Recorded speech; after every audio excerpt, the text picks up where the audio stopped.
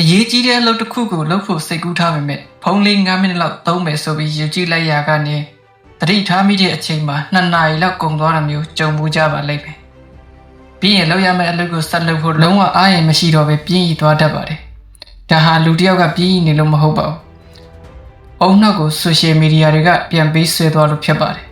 ။လူတွေရဲ့အုံနောက်ထဲမှာဒိုပါမင်းလို့ခေါ်တဲ့ပျော်ရွှင်မှုဟော်မုန်းတစ်ခုရှိပါတယ်။အရင်ခေတ်ကအဲ့ဒီဟော်မုန်းထွက်ဖို့အတွက်အမဲလိုက်ရတယ်စာကြိုးစားရတယ်အလုပ်ကြိုးစားရတယ်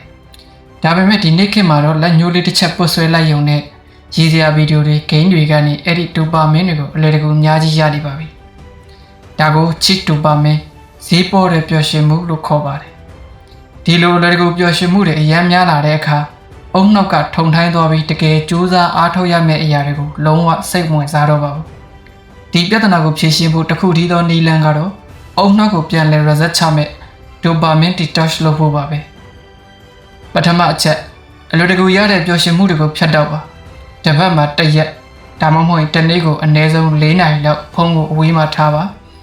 အချိန်ဖြုံးစေတဲ့ app တွေကိုဖြတ်ပစ်တာ notification ထားတာမျိုးတွေလုပ်ပါအုံနောက်ကိုအစာငတ်ခံလိုက်ပါဒုတိယအချက်ဒီချင်းကိုအရသာခံပါဖုန်းမရှိတဲ့အခါအရန်ပြန်လာပါလိမ့်မယ်အဲ့ဒီပြင်းတဲ့ခံစားချက်ကိုထွက်မပြေးပဲဒီတိုင်းလေးထားလိုက်ပါတဘာဝတရားကိုခံစားပါအရန်ပြင်းလာတဲ့အခါအုံနောက်ကတစ်ခုခုကိုလှုပ်ချင်လာပါလိမ့်မယ်အဲ့ဒီအချိန်ကျမှဖုံးမကင်ပဲတကယ်လှုပ်ရမယ့်အလုပ်ကိုစတင်လိုက်ပါ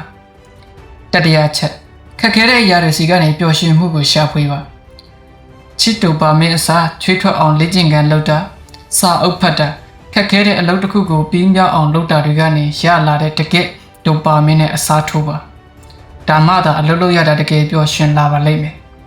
ဆိုရှယ်မီဒီယာကုမ္ပဏီတွေဟာလူတွေရဲ့အာရုံစိုက်မှုကိုရဖို့ဒေါ်လာဘီလီယံပေါင်းများစွာအကုန်ခံပြီးဖန်တီးထားကြတာဖြစ်ပါတယ်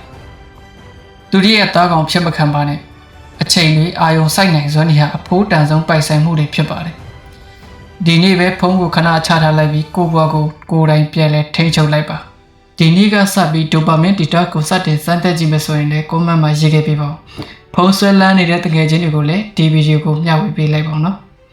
အပတ်စဉ်ခွန်အားဖြစ်စေမယ့်ဗီဒီယိုတွေအတွက် SDHE Motivation Channel ကိုလည်း Subscribe လုပ်ထားနိုင်ပါတယ်အားလုံးပဲကိုယ့်ဘဝကိုထိန်းချုပ်နိုင်ပြီးအောင်မြင်တဲ့ဘဝကိုဖန်တီးနိုင်ကြပါစေ